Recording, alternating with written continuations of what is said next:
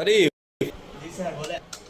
তাহলে তুমি তো মাইক্রোসফট এক্সেল একটা স্যালারি শিট তৈরি করেছো, তাই না? Yes sir. এখন এই যে মানুষগুলো স্যালারি শিট তৈরি করেছো, এখন এই স্যালারি টোটাল অনুযায়ী তুমি কি পজিশন মানে র্যাঙ্ক বের করতে পারবা? ইয়েস স্যার পারবো। আচ্ছা, করে দেখাও তো দেখি। স্যার প্রথমে আমরা ইজুকালটা ক্লিক করব, ওকে।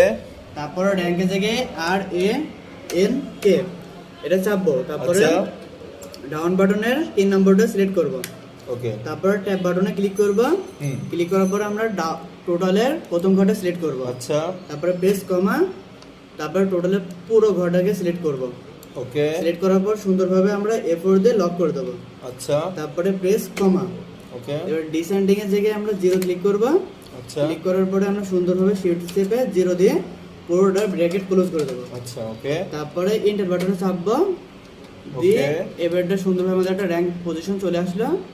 দিয়ে এবারটা আমরা এটার জায়গায় ফিল বাটনের ডাবল ক্লিক করব, ওকে।